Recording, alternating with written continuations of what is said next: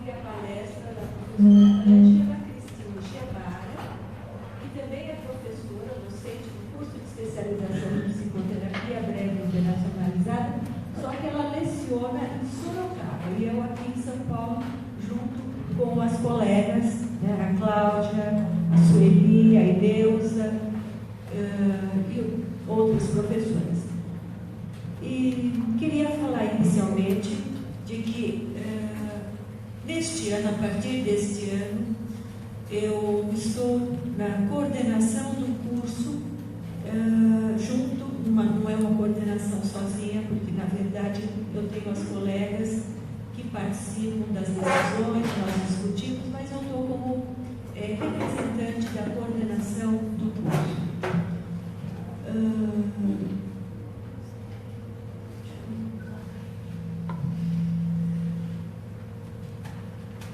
Desculpe, acho que melhor eu não falar muito.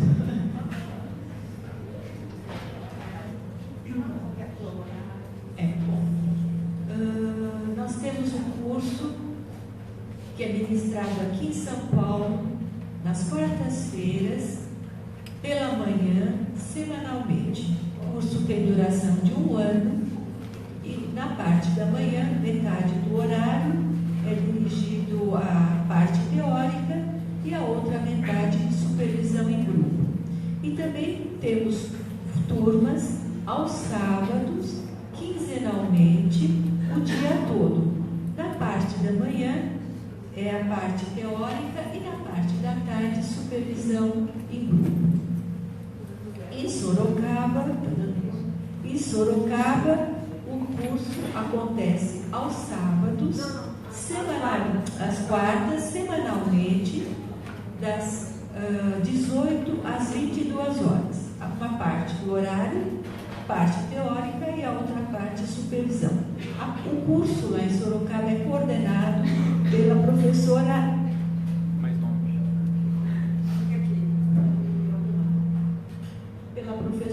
Ângela, e então as inscrições ainda estão abertas e vocês podem se inscrever ainda hoje ou a partir de hoje, porque as inscrições vão se encerrar no dia 28 de fevereiro para começar no dia 10, que é uma aula inaugural. 10 é sábado, aula inaugural.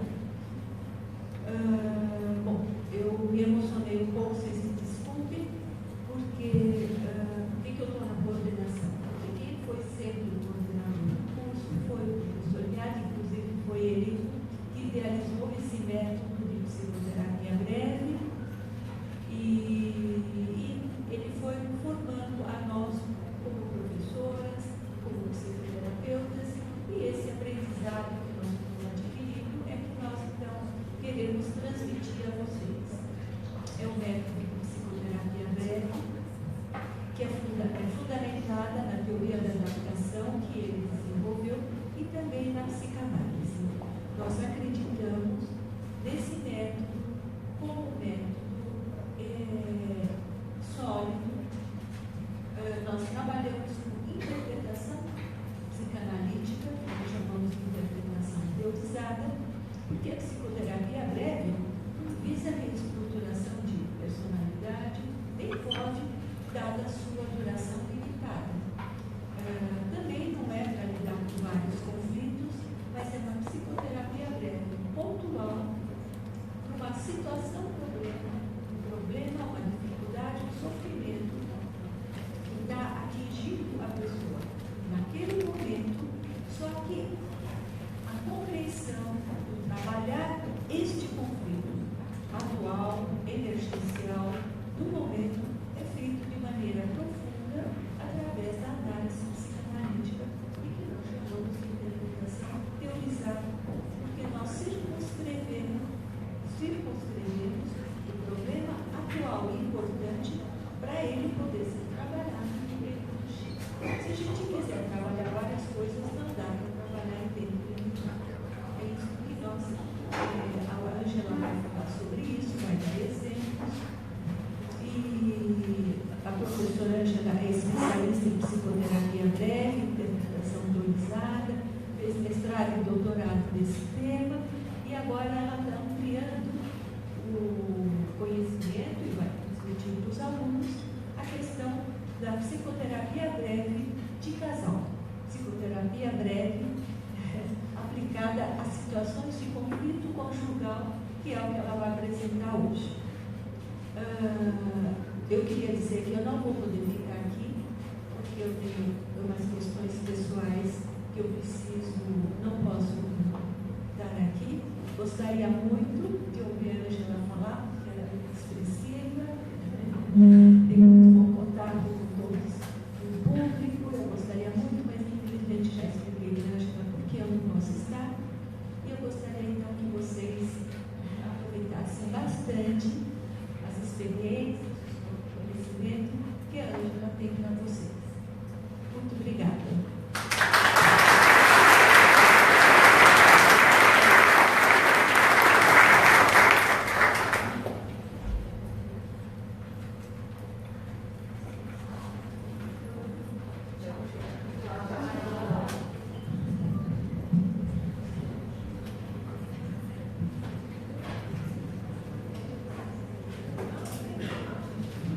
Bom dia a todos.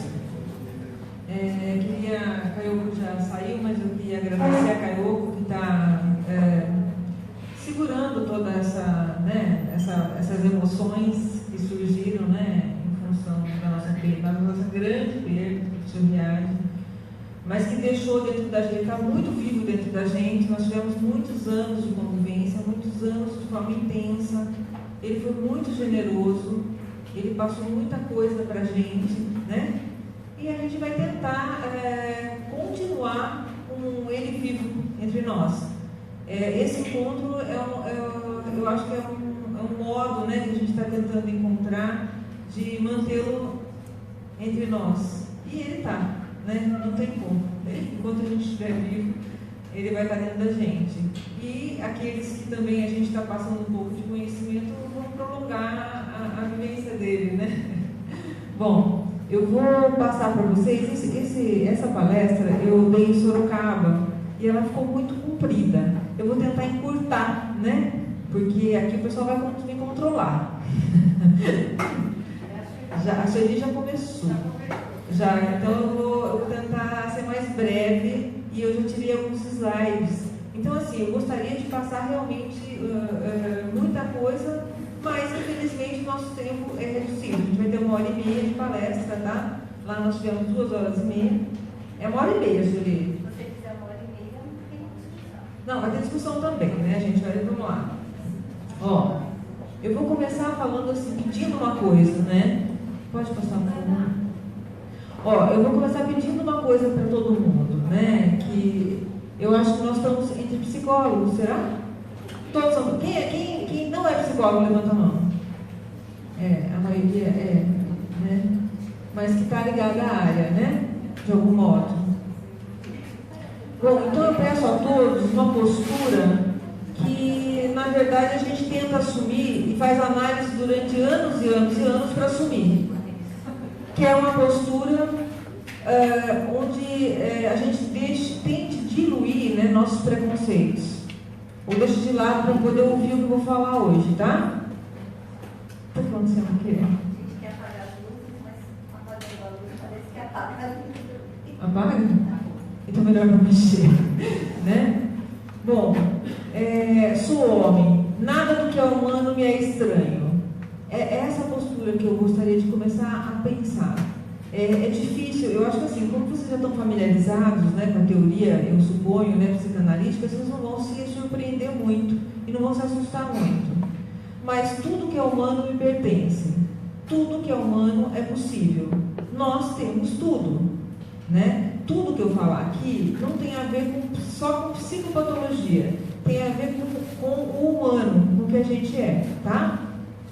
Eu vou começar com esse tema, porque eu me baseei em 2 autores, inclusive, né, para começar a pensar qual que é a estrutura, quais são aonde começam as relações objetais, as identificações.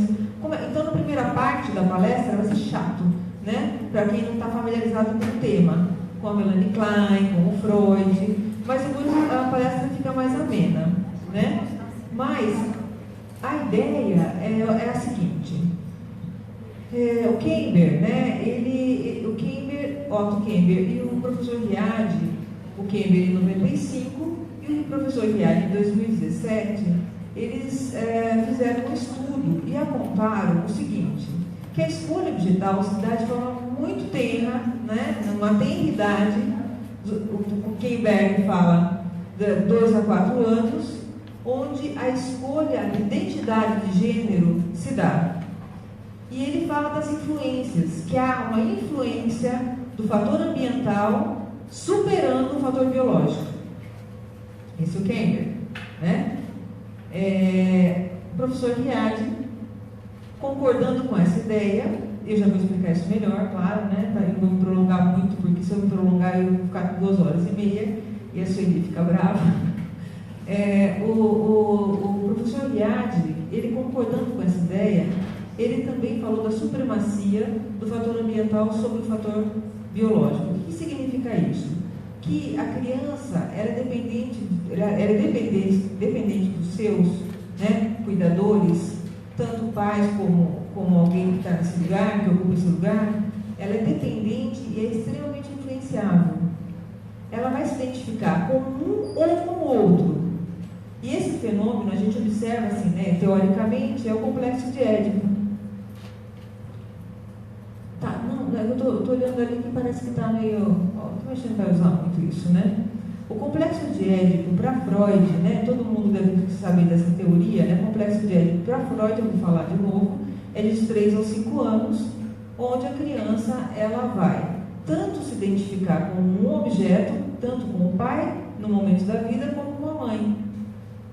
Objeto de amor, o complexo de Édipo direto, segundo o modelo freudiano, seria aquele onde a menina tem o objeto de amor, que é o pai, e rivaliza com a mãe. Se for invertido, ela vai desejar o objeto de amor igual a ela, do mesmo gênero, e rivalizar com o pai. Então, tem o complexo de Édipo direto e invertido, tá? Segundo o modelo freudiano. O Freud está utilizando do modelo de Melanie Klein, que o complexo de Édipo começa aos 6 meses, onde a criança entra o terceiro elemento. Oi? Melanie Klein usando Freud, mas lidando de uma maneira um pouco diferente, contribuindo, né, no primeiro ano de vida, ela entende que o complexo de Édipo começa aos 6 meses de idade. Então é um pouquinho mais complicado. No entanto, de modo geral, eu vou explicar isso, de modo geral, a conclusão que ambos chegam é que a identidade de gênero, a criança se sente menino ou menina de acordo com essa vivência, com essa experiência que ela vive na infância e com o que é apresentado a ela, tá, pelos pais. E isso se dá até os 5, 6 anos de idade. Então, quando a pessoa passa a se reconhecer ou lembrar do que ela é, ela já está definida sexualmente. Ela já tem uma identidade, ela já se identificou com o papai ou com a mamãe. De modo que quando as pessoas falam, não, ela sempre soube que era, eu sempre soube, eu sempre me identifiquei, é porque a partir de onde ela lembra. Essa definição vai se dando na primeira infância, tá?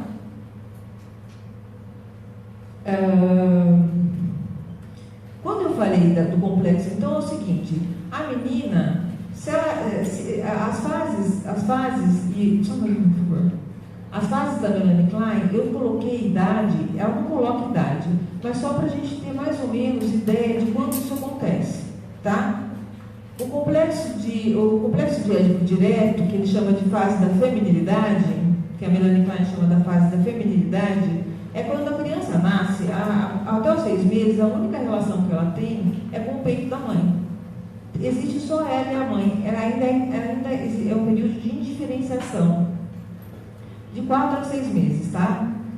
Agora, 6 meses ela começa a perceber que a mãe não é uma extensão dela, que é um ser separado dela. Aí começa o que Melanie Klein chamou de complexo de Édipo, onde há a entrada de um terceiro elemento, onde há o desmame, que é uma frustração, entrada do terceiro elemento e de outros elementos, né? Então, e nesse período, ela passa a viver o que ela chamou de complexo de Édipo e fica muito frustrada, porque o desmame é uma frustração e a entrada do terceiro elemento também. Frustrada com a mãe, porque ela não dá tudo o que ela deseja, ela se volta, a menina e o menino, se voltam ao pai como objeto de amor. Isso chama fase da feminilidade. A feminilidade, porque tanto um quanto o outro, tanto o menino quanto a menina, passam a desejar o pai como objeto de amor. Mais ou menos, isso ocorre de 1 ano e 3 meses a 1 ano e meio, um pouco mais. Frustradas com o pai, tanto o menino quanto a menina, elas passam a desejar, não falam assim, meu pai está recebendo da minha mãe o melhor. Eu não. Com raiva disso e não podendo receber, o pai também deixa de ser idealizado porque ele não oferece tudo que ela deseja, os dois voltam a se voltar para a mãe como objeto de amor. Isso chama fase da masculinidade, de modo que os dois agora são meninos, tanto a menina como o menino. A menina, quando percebe, por volta dos 3 anos que ela vai entrar no complexo de Édipo freudiano, percebe que não tem pênis, e entre outras vivências frustrantes que ela tem, culpada por ter roubado, entre aspas, eu vou falar assim, é ruim ouvir isso, né? É difícil explicar isso, né? Mas vou tentar. Culpada por ter roubado o pênis da mãe, ela pode, se for tudo bem, ela vai acabar se identificando novamente com a mãe e desejando o pai como objeto de amor. Aí se dá de novo o complexo de Édipo direto para ela. E o menino mantém a mesma posição, porque ele tem o pênis. E ele passa por essa fase e entra no Édipo tradicional freudiano. Tá? Complexo da masculinidade, então ele mantém. E ela da feminilidade. Difícil isso, né? Isso não é difícil? Ou já entenderam tudo? Em 5 minutos, eu tentei passar o que eu levei anos para entender. E não consigo passar em 5 minutos. Ele para escrever. Então, anos a gente levou para entender esse movimento. A ideia é que esse movimento ele acontece. Ele acontece através da observação de pacientes que manifestam sintomas. A gente descobriu essas coisas através da observação direta da criança. Então, é um movimento que acontece que vai definir as escolhas, tanto de identidade de gênero, quanto essa vivência também vai marcar as escolhas de objetos amorosos. Então, nesse período, considerando então, por isso que Freud fala da bissexualidade. Freud fala da bissexualidade porque nós temos internamente, a gente já teve um amor erótico, tanto pelo masculino quanto pelo feminino. Nós temos isso dentro da gente. Quando a gente opta quando eu falo opta, não é opta conscientemente nem racionalmente. Quando a gente opta pela heterossexualidade, nossa homossexualidade está latente e vice-versa. Quando a gente opta pela homossexualidade, nós temos uma heterossexualidade latente, de modo que dentro de nós existem as duas coisas. A questão não é de ordem sexual, mas é de ordem afetiva. Me identifico com o papai ou me identifico com a mamãe. Tem diversos fatores que podem influenciar nessa identificação. Se a criança, nesse período, de 0 a 5 anos, 6 anos, ela tiver um ambiente favorável, e a gente entende um ambiente favorável como aquele onde ela recebe amor, ela é respeitada na sua constituição, ela é colocada a lidar com coisas reais para ter um enfrentamento e diluir a fantasia, quando ela não é abusada, quando ela tem uma vivência de amor e o casal se torna um casal, sendo a terceira excluída a criança, não faz nem se o pai nem a mãe a convida para o conluio perverso para fazer o casal e deixa o outro cônjuge escolhido, quando ela não é estimulada sexualmente de forma inapropriada, ela vai ter o que a gente supõe do Édipo direto.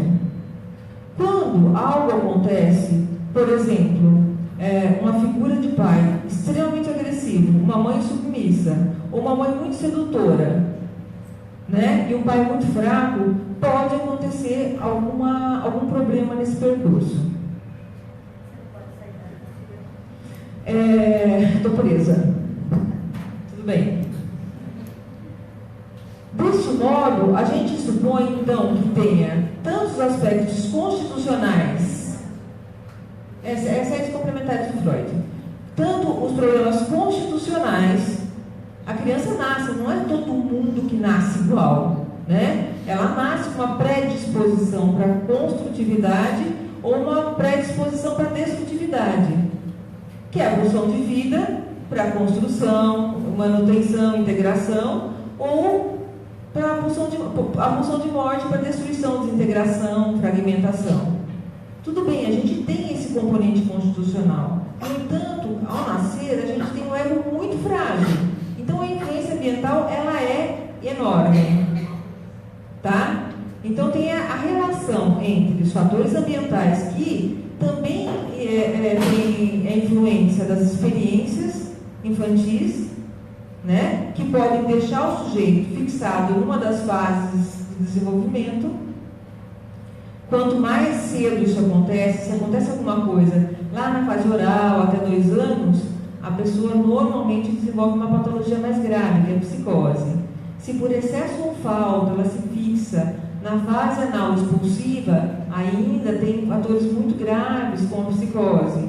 Se na fase oral, na fase anal 2, onde já começam as repressões, ela se fixa, tem outros transtornos, transtorno obsessivo compulsivo, entendeu? Assim por diante. Na fase fálica, algo acontece, que já é dos 3 ou 5 anos do complexo de Édipo do meio da castração, são questões mais ligadas à sexualidade, ou histeria, né? Histeria na fase fálica, na fase uretral, enfim, né? E aí tem a latência e a genital, que é onde a gente pensa que quando se pode superar todas essas fases de chega à genital, a gente consegue, então, ter condições de ter um amor mais de adulto para adulto, que é onde nós vamos chegar na capacidade de amar. Eu pensei em 2 exemplos clínicos que vão representar eu não falei que se o ambiente for desfavorável pode acontecer alguma coisa? Então eu vou colocar 2 exemplos clínicos, um mais grave e um menos grave. Tá? O menos grave, obviamente eu pedi permissão para o paciente para contar. Ele é uma pessoa muito inteligente, íntegra, e ele virou e falou: eu gostaria de ajudar as pessoas, você pode contar. Eu não vou identificar, obviamente, né, o paciente, mas ele permitiu que eu contasse o que ele entende pela história dele, para ajudar a entender tudo isso que eu falei. Ele fala o seguinte, ele chegou no meu consultório falando o seguinte: eu estou numa crise, não foi individual o processo, não foi casal ainda, mas eu estou ainda explicando a parte da estruturação, das escolhas objetais. Ele chegou e falou o seguinte: eu estou aqui porque eu estou num relacionamento muito conflituoso, onde ele gostava de um rapaz, ele é mais velho, ele gostava desse rapaz, e esse rapaz não correspondia à intensidade do amor que ele tinha pelo rapaz. E tinha um conflito importante. Ele fala: eu sou homossexual, eu percebo que sou homossexual. E ele fala: eu sei por quê. Eu falei: por que você acha que é? Né? Ele disse que achava que era porque quando ele era criança, o pai mexia no pênis dele. Eu falei: seu pai abusava de você? É isso? Como que foi isso? Aí ele falou: não, ele mexia, eu tinha 4 anos, eu me lembro. Eu falei: com 4 anos você se lembra? Ele falou: eu me lembro, ele mexia, eu gostava, eu tinha um pouco de vergonha, mas eu gostava. Aí eu falei: o que aconteceu? Por que ele parou de mexer? Ele falou: porque teve um dia que ele perguntou, nós éramos uma escadinha, e ele começou por mim, me ferrei. Eu falei: o que ele perguntou para você? Ele falou: quem você ama mais, o papai ou a mamãe? Eu disse: a mamãe. Nessa hora ele parou de mexer comigo, de bulir em mim. E um dia, outra lembrança que ele teve foi que ele estava no colo da mãe, ele não sabia precisar a idade, e o pai olhou para ele com maldade, ele disse. Ele olhou, falou: e ele entendeu que o pai estava interpretando alguma coisa ali naquela relação.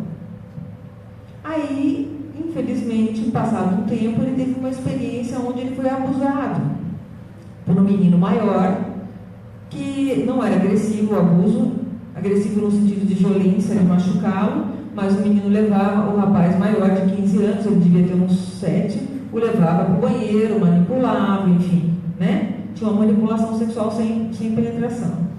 E ele se desenvolveu com esse conflito. Ele não sabia se ele gostava de homens ou mulheres.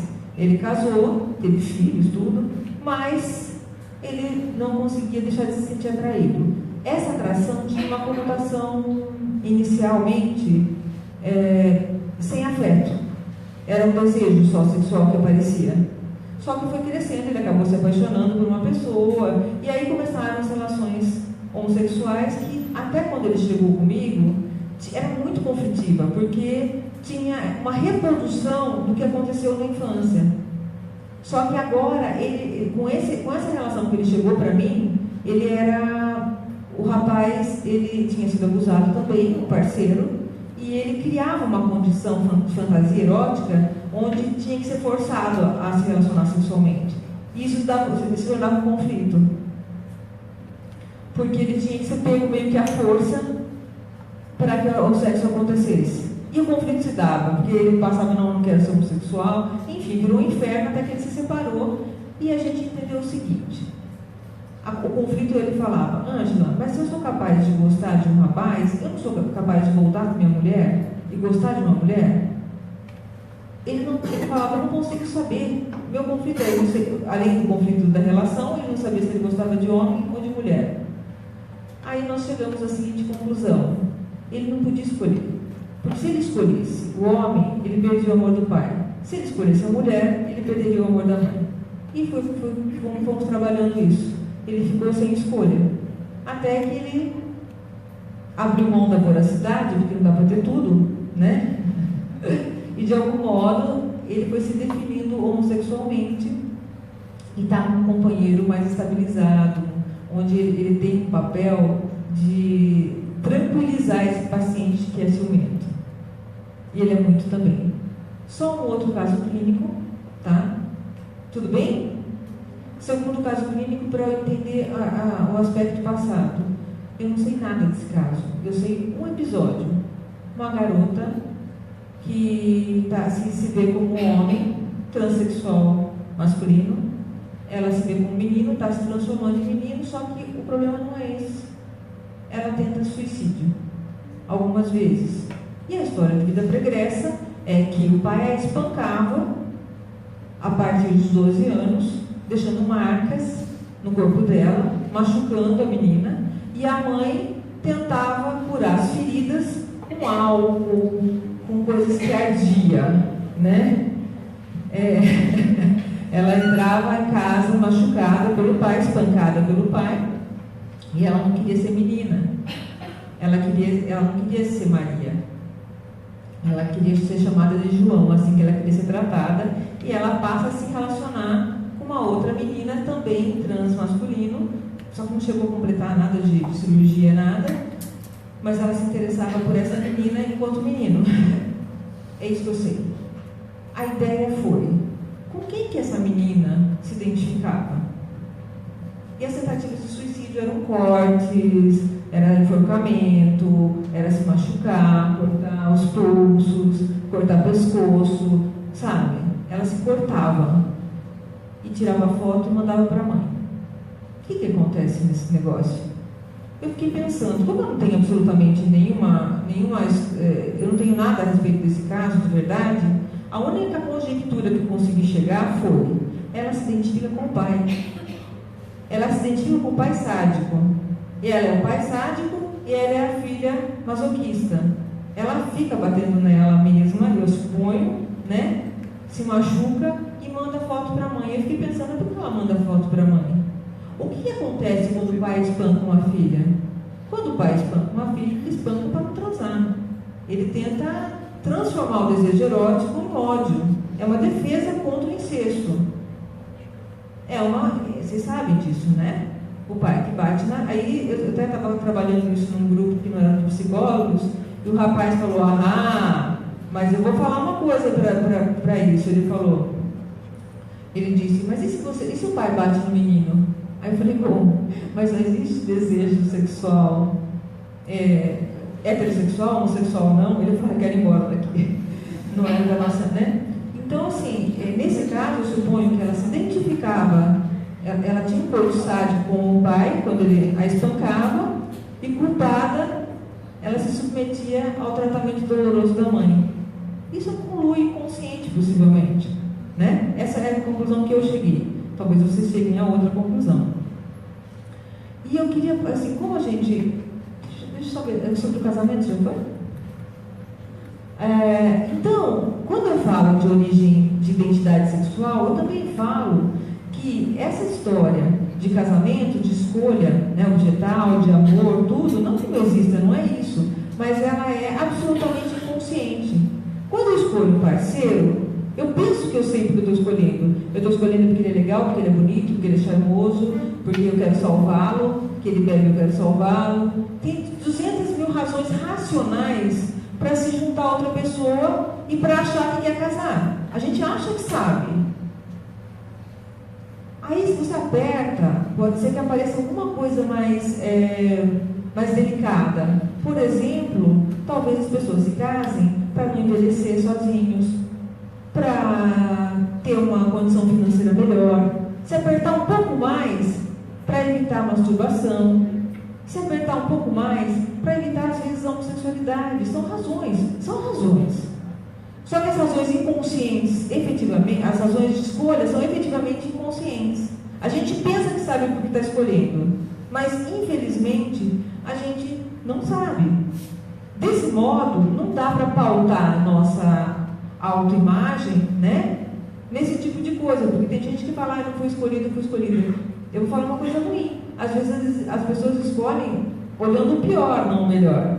Só que tudo isso é inconsciente. No começo tudo é bonito, depois de um certo tempo a intimidade se intensifica entre o casal, a frustração começa a se dar porque o outro não corresponde às expectativas não ditas inconscientes que você fantasiou que ele daria a você e vice-versa, e os conflitos aparecem.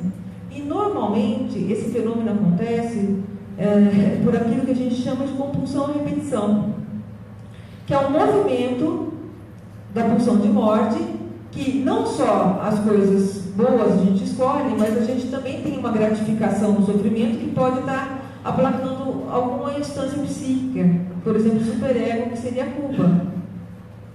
A gente escolhe, a gente às vezes caminha para um lado que leva à infelicidade e se surpreende no final, mas é o caminho percorrido e o objetivo é esse, não consciente, inconsciente. Um outro autor, que eu esqueci o nome dele agora, mas no Laplanche, se vocês procurarem, ele está lá. Quando você procura compulsão à repetição, porque eu pensava isso, falava, nossa, será que eu sou ingênua? Que eu achava que a compulsão à repetição também tinha uma outra função, que não era tão ruim só. Eu falei, será que de algum modo essa compulsão à repetição, ela não tem a função de tentar uma reparação na atualidade? E lá eu achei, né, alguém que também falava sobre isso.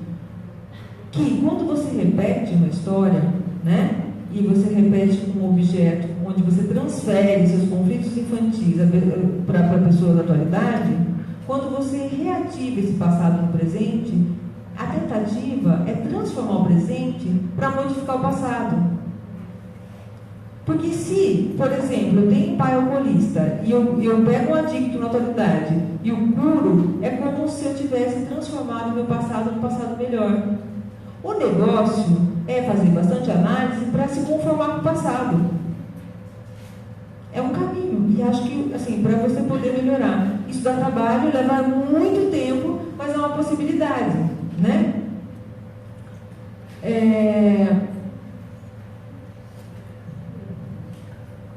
Eu falei tudo isso. Os vínculos, então, não são só necessariamente de amor. Mas os vínculos podem ser vínculos neuróticos, ganchos neuróticos ou até psicóticos. Os neuróticos vão trazer muito conflitos, os psicóticos mais ainda. Tá? Não sei quanto tempo já tenho. Ó, a Agora, eu estou indo rápido.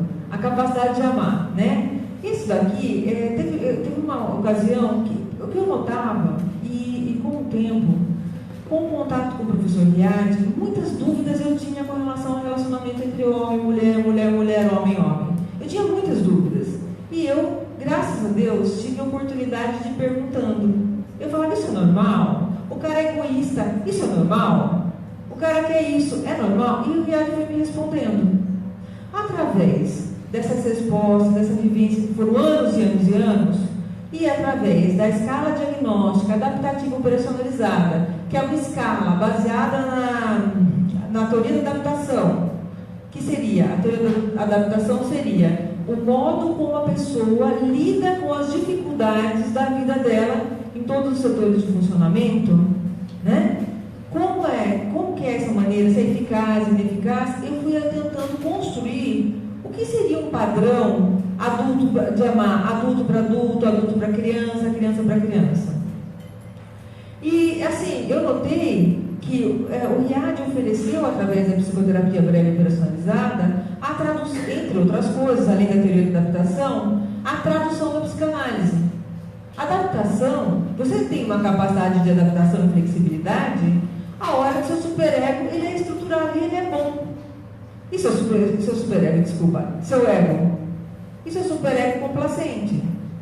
De modo que, então, para você poder amar, seu ego tem que estar funcionando bem. Então, vocês lembram das funções do ego? Vocês lembram das funções do ego? As funções do ego são as funções básicas, percepção, atenção, blá, blá, blá, blá. As funções defensivas, que são os mecanismos de defesa, para livrar a gente da angústia, né? E as integradoras, que são as mais evoluídas. De acordo com as funções egóicas, eu pensei então que para uma pessoa, para a gente considerar um amor maduro, a gente tem que considerar algumas questões. Amor maduro no que se refere a de adulto para adulto, de adulto para adulto, não de adulto para criança e nem criança para criança. A gente tem que considerar então se o sujeito ele tem capacidade empática, capacidade de se colocar no lugar do outro. Será que ele consegue se colocar no lugar do outro? Em terapia de casal, o que eu mais escuto é: se ele mudar, ou se ela mudar, ela precisa mudar nisso, precisa mudar naquilo. Muito ódio, então você corresponda às minhas expectativas. E pouca capacidade empática. Capacidade empática é eu poder perceber a situação a partir da perspectiva do outro. E não só perceber, como ter compaixão, considerar o outro. Se o sujeito não tem isso, vamos começar a ter complicações nos relacionamentos amorosos. Muitas complicações. E parece que conforme a intimidade vai aumentando e o tempo vai passando, as pessoas vão demonstrando se tem ou não capacidade empática. Porque a paixão, que eu vou explicar um pouquinho, vai acabar, a paixão quando acaba, aparece a realidade. Não. E a onipotência, né? Quando eu falo de capacidade de controlar a onipotência, é que a gente quer que o outro mude. E a gente acha que a gente pode. Toda vez que a gente começa a namorar, a gente olha e fala: mas eu vou dobrar o sujeito. Isso é onipotência. Não dobra. E assim, isso é só uma sugestão. Mas a pessoa fala o que ela quer de você desde o começo. Preste atenção. A pessoa fala o que ela quer, só que você não ouve. Você fala assim: é porque ela não me conhece, né? Isso é onipotência. Onipotência é eu achar que eu vou controlar o que o outro pensa, o que ele faz. Isso é pior furada, porque não consegue, entendeu? Controle da onipotência. E a onipotência ela tem a função de que você quer realizar seus desejos, se livrar da frustração, se livrar da culpa, né? A gente não sabe o que acontece no dia seguinte. Eu sei que todo mundo gostaria. Todas as decisões que a gente toma são decisões tomadas no escuro. Aguente. Não adianta. Psicólogo não vai adivinhar futuro. Vidente não vai adivinhar futuro. Pastor nem padre. Mas... E às vezes a pessoa não abre mão da culpa por conta da onipotência.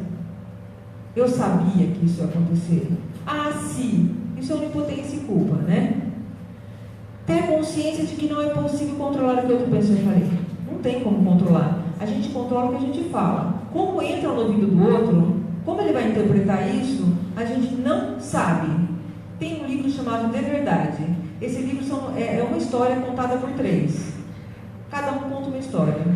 E no consultório é assim também. Quando você pega o casal, quando você pega separadamente, um fala assim: Ângela, eu não estava olhando para a menina. Eu nem vi quem era. Aí chega a mulher sozinha e fala assim: ele olha para a menininha. Ele tem tesão por menininha. Ele fica olhando. Nossa, Ângela, eu estava cansado. Isso separadamente. Ele não tinha por que mentir. Você percebe que a percepção da circunstância, ela é interpretada de modo completamente diferente entre um e o outro. A gente tem que estar atento para isso. Mas por que ela viu uma menininha, ele olhando para uma menininha? A menininha é a filhinha. Era a filha que ele tem uma empatia, que ele faz um conluio amoroso e deixa uma mãe de fora. Aí ele sai de casa, toda vez que tem uma menininha de 16 anos, a mãe olha e fala: filha da puta, tá olhando para a menininha. Né? Então pode ser isso. Controle do narcisismo. Amor próprio é bom, narcisismo é bom, se ele for moderado. Se for excessivo, não cabe o outro, porque se ele for excessivo, ele vai, tudo que eu tenho é mais importante. Minha dor é mais importante, meus projetos são mais importantes. O narcisismo faz com que o sujeito pense que as coisas dele são mais importantes e ele tem que ser respeitado, ele tem que ser atendido em primeiro lugar, ele fica ofendido quando as pessoas não reconhecem o valor dele, que está acima dos outros. Isso é narcisismo. O que você sente é menor, né? Isso não é permitido falar, mas era um exemplo interessante de que a pessoa superestima as suas coisas em função de desprezar a companheira ou o companheiro, né? Agora, sem nenhum narcisismo também, o cara não tem amor próprio. Então tem que ter um pouco de amor próprio para poder amar de forma um pouco mais saudável. Então tem que ter isso em equilíbrio. Controle do narcisismo, todo mundo tem, né? A vaidade. Capacidade de gratidão implica eu reconhecer o que me dá, o que a pessoa me dá. Só que quando eu reconheço que o que eu quero está na outra pessoa, isso vai instigar em minha inveja. Eu gostaria de ter tudo que eu quero dentro de mim e comigo. É o que eu gostaria. Eu precisar do outro é muito frustrante. Então, para eu ser grata, eu tenho que amar e reconhecer o que me é dado. Se eu não reconheço, eu vou ser ingrato. Ingratidão é triste, né? Ingratidão é o monstro dos olhos verdes que cospe no alimento, ou cospe, despreza o alimento que me deu, não é isso? Mais ou menos isso. Morde a mão que me alimenta. Tudo isso, entendeu? Ingratidão é falta de amor, né? Numa relação erótica, amorosa, romântica, tem que ter sexo. Ângela, mas tem que ter. A gente vive tão bem. Mas na minha idade, por quantos anos você tem? 50. Na minha idade, não precisa mais. Quando eu fizer 65, eu vou parar de transar. Eu tenho colegas que falam isso de verdade. Quer dizer, o desejo erótico é necessário numa relação adulta. Existe isso. E cumplicidade entre dois não é feio. Tá? Não é feio você desejar, você experimentar, né? É natural. Deve ter numa relação a dois. Com relação a detalhes, né? Que são os desejos pré-edípicos, né? Aquelas coisas todas. Eu também esclareci com o professor Riad. Eu falei: professor, é normal gostar ou não gostar de alguma atividade? Eu vou responder o que o professor Riad falou: não é normal não gostar. Sexo oral, anal. Ele falou: é natural, são zonas erógenas. Se você tem alguma dificuldade com relação a um desses tipos de conduta ou de desejo, é porque às vezes tem algum conflito inconsciente, né? Na vida passada, quando você era criança, esqueci do vídeo, quando você era criança, que pode ter inibido esse desejo na atualidade. Então, o desejo sexual, ele é natural e saudável dentro de uma relação a dois. Se não tem que se pensar por quê. Controle da voracidade. Voracidade a gente tem também. A gente não diminui voracidade, porque é constitucional. Mas a gente pode controlar. Voracidade pode representar, por exemplo, duas forças opostas. Isso é voracidade. Eu quero isto, eu quero ser livre, mas eu quero estar casado. Eu quero... São duas forças opostas. Não dá para ter tudo. A gente quer tudo, mas não dá para ter. Se você controlar, que quando você escolhe uma coisa e se abre mão de outra, fica mais fácil a caminhada. Isso é voracidade. Eu tenho um paciente que ele falava assim para mim: olha, se eu posso ter todas as mulheres, porque eu quero, porque eu vou ter uma só? Eu falei: você não tem nenhuma, né? Você quer ter todas, mas na verdade você não tem nenhuma, né? Mas é só isso, você quer o quê? Eu assim, agora, duas vaginas, assim, sabe, tipo, duas mulheres, você tem vagina, você não tem mulher, né? E você já deve estar muito arrependido, porque você está aqui. Se você está aqui e tivesse tudo bem, né? Não estaria aqui. Eu nem entendi porque ele estava lá. Eu falava: o que você está querendo aqui comigo?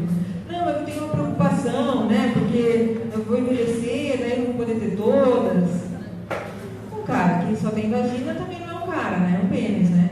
O que não é melhor, nem pior. É só um pedaço. Um pedaço da barriga, um pedaço da barriga. Eu quero engravidar alguém. Isso é mais digno? Não, também é um pedaço. São relações parciais de objeto. A gente tem, para ter amor, a gente tem que ter uma relação total. Não com a vagina, com o ser humano, com a pessoa, não com o peito da mulher, com tudo. Não com a barriga. Mas a barriga é mais legal, né? É mais digno. Não, não é. A barriga, ser mãe, ser portadora, é o mesmo que ser uma vagina. Depois que tem neném, não serve mais. Controle da inveja. A própria diferença sexual causa inveja na gente, né? O único que conseguiu saber o que sente o homem e a mulher foi Tiresias. Lembra de Tiresias? O vidente do rei Édipo. Tiresias viveu 7 anos como homem e 7 anos como mulher. Porque ele foi subir os montes, matou a serpente, macho, e viveu como mulher durante 7 anos. Aí ele foi lá, matou, eles estavam tendo relação sexual às serpentes, matou a serpente fêmea e virou homem de novo. Aí estava tendo uma briga lá entre Zeus e Hera, lá no Olimpo, e Zeus falava assim: quem tem mais prazer sexual é a mulher. A vaidade, né? Hera falava: não, quem tem mais prazer sexual é o homem. Aí resolveram chamar o coitado de Tiresias, que era mortal. Chamaram Tiresias e chegaram e falaram: Tiresias, quem tem mais prazer sexual, o homem ou a mulher? Aí Tiresias respondeu: briga de Deus não se mete. Tiresias foi lá e falou: quem tem mais prazer sexual é a mulher. Aí Hera ficou com raiva, furou os olhos de Tiresias. Aí, para compensar, Zeus deu mais tempo de vida para ele e poder da evidência. É isso que só ele sabe. Né? Quer dizer, ele pagou um preço para ter um conhecimento que nós não temos, de modo que a gente passa a sentir inveja até por isso, que o outro tem que a gente não tem. O pênis, Freud sempre falava da inveja do pênis. O pênis ficar grande, o pênis é a vara mágica, o pênis tem jogos de urina, jogos de isso daquele, e a mulher não tem. A criança pequena, ela sente falta quando é pequenininha. A menininha pensa que foi castrada. Ela não pensa que ela nasceu mulher. Vocês sabiam? Ela pensa que no clitóris é uma cicatriz de onde lá havia o pênis. A Larissa é tudo que eu estava com as coisas na frente da filha, mas eu vou contar. Ela, quando tinha 2 anos de idade, e eu sempre trabalhei muito. Pode, filha? Ficou vermelho. Quando tinha 2 anos. Quando eu tinha 2 anos. Agora eu vou falar. Agora nós vamos perguntar para você. Quando ela tinha 2 anos, eu tive que treinar rapidinho. Eu trabalhava muito, sempre trabalhei muito de judiação deles, né? Aí treinei toalete, né, tal. E ela fez: que beleza, uma semana, umas férias, eu consegui. Ela tinha 2 anos.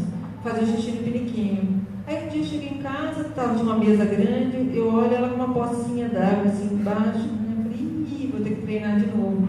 Só que eu tive uma intuição. Eu cheguei pro irmão, pro pai, e falei: olha, não faço xixi na frente dela, né?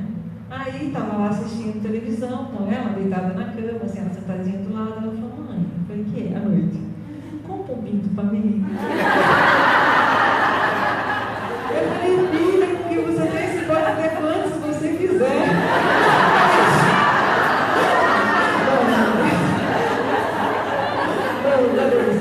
Eu falei: filha, você é mulher, você tem XJ.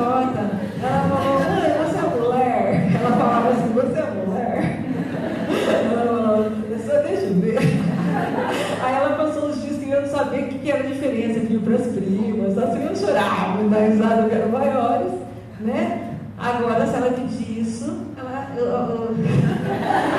Juliana, você quer?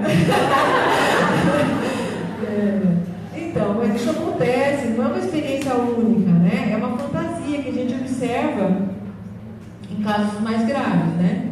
Assim, de, por exemplo, a pessoa ter alguma fantasia de castração muito importante que possa impedir o sujeito de ter um relacionamento sexual saudável. Eu já vou falar sobre isso, tá? Mas estava falando da inveja. E a inveja quando o outro se melhora, o outro ganha mais, enfim, né? No fundo, a inveja é primária. Mas o homem também tem inveja da mulher, segundo o modelo kleiniano, que a mulher tem a capacidade de procriação, né? Tem mais prazer sexual, segundo os Tiresias, e ele tem, ela tem essa capacidade de procriação, que a mulher fala, então, a mulher fala. Capacidade de ciúme, né? O ciúme eu vou falar só ciúme, porque eu vou falar, dá tempo de eu falar uma coisa bem especial do ciúme? Tem um negócio do ciúme que eu desenvolvi, então eu vou pular aqui para não demorar. Capacidade de dar e receber. Capacidade de dar e receber é o seguinte, isso eu perguntei para o professor Guiardi, eu falei, professor, é normal assim, a pessoa ficar ofendida por querer dar, seja materialmente ou afetivamente? O que ele me respondeu foi, um sujeito adulto, ele tem que não se sentir lesado em dar alguma coisa, nem materialmente, nem afetivamente, se ele puder, se tiver condições de dar. Eu não posso querer dar o que eu não tenho. Então ele está falando de alguma coisa que eu tenha a dar, seja materialmente ou afetivamente. Então o sujeito não pode se sentir lesado. Isso é capacidade de dar e receber. Mas a pessoa fica assim, não, vou casar, mas deixa eu já passar no meu nome, deixa eu já casar com não sei o que lá, ou eu não posso, ou está casado e não pensa. Se você ama a pessoa, você fala, bom, mesmo se eu não estiver aqui, como que ela vai ficar? Você chega a uma certa idade, você tem uma preocupação com o outro. É consideração isso. Eu amo a pessoa que eu estou e me preocupo com o futuro dela. Né? Isso é capacidade de dar e receber. Possui capacidade de insight, né? Capacidade de insight principalmente em relação aos nossos erros. Tipo, a gente, na hora da raiva, a gente não pensa. Quem pensa na hora da raiva? Ninguém. Então, na hora da raiva e do medo, não ajam. Porque não vai ser uma ação inteligente, vai ser um act out. Então, quando você está com raiva, sua capacidade de compreensão da situação, de algum conflito, está comprometida. Deixa passar. Fica quieto. Vai passear, vai pro shopping, vai andar, vai respirar, não haja. Aí você consegue se organizar e entender por que te gerou tanta raiva. E raiva assim, você fala, mas a culpa não é minha? Ele me provocou? Por que provocou? Provocou com o quê? O que te provoca? Se provoca, tem algum elemento aí que o gancho, né, captou. Então, capacidade de insight, tolerância à frustração, porque as relações são frustrantes. Todos os relacionamentos são frustrantes, não tem relação que não tenha frustração, só se for delirante, maluca, porque pessoas normais elas têm diferenças, elas não são gêmeos, idênticos. Se for lunático, os dois malucos, tem gente que é maluca, né, que fala assim, eu gosto do que ele gosta, né, e uma pele só. Essa é uma defesa, os gêmeos, a busca do gêmeo é uma defesa contra a agressão, né?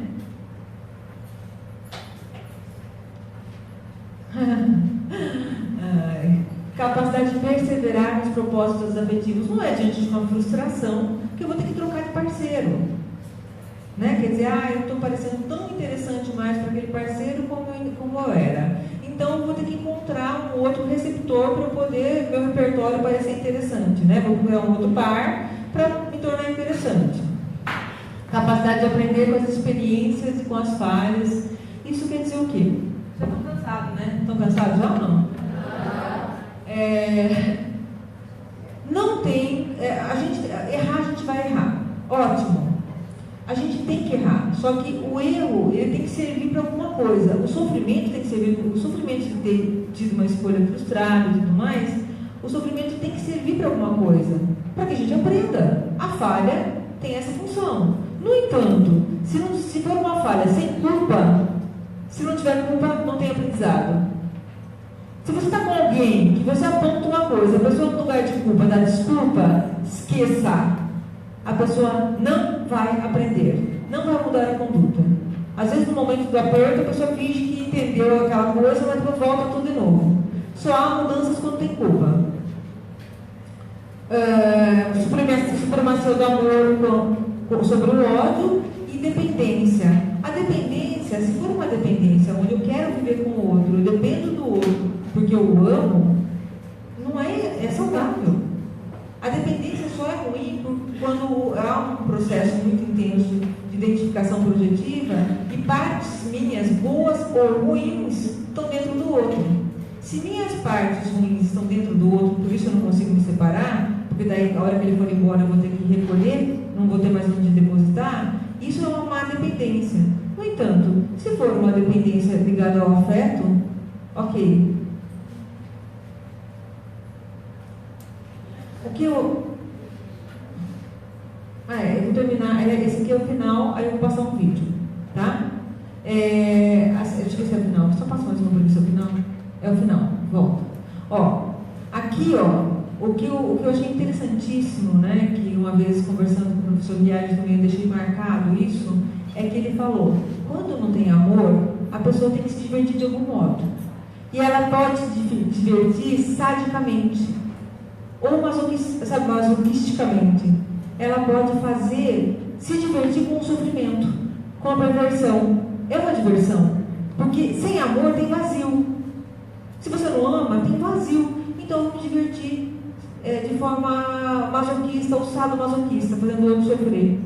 Preenche esse buraco, mas de forma extremamente patológica. Eu queria passar um videozinho de 5 minutos, tá, para vocês. Pode procurar para mim o videozinho aí?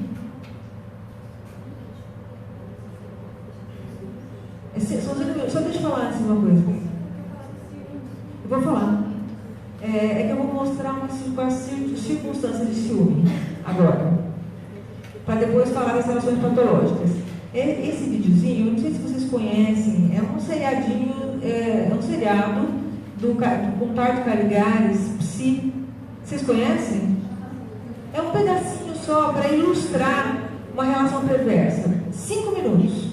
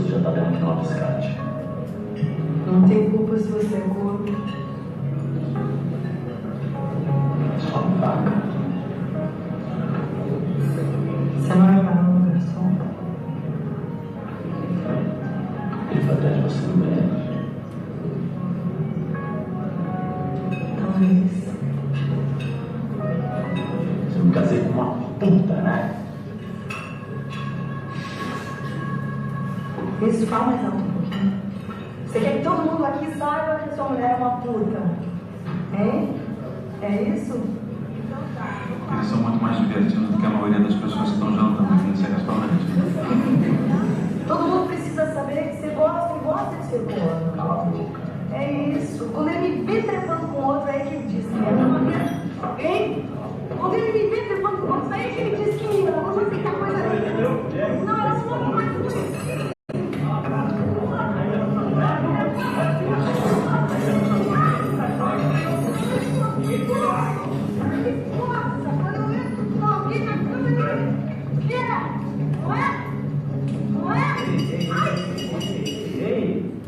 Vocês estão deixando as pessoas muito excitadas. Não acostumado a um show erótico desse nível. Alguns estão adorando. Você está colocando um pouco de pimenta na próxima transa deles. Agora tem outros que estão detestando. Então, que tal você deixar o pessoal esfriar um pouco a cabeça? Eles acham a gente muito estranhos, né? Mas provável que eles acham vocês muito parecidos com eles todos. Parecidos, como assim? Tem fantasia mais comum e infantil do que desejar a mulher que dá pro outro? Infantil? Maneira de falar. Infantil como? Qual é a mulher que nós desejamos loucamente que sempre dá pro outro? Além da minha mulher? Além da Não nossa. sei. E a mesma para todo mundo. La mama. O grande amor que sempre dá pro outro. Então, você já está chegando. E acho que ninguém vai trazer a conta.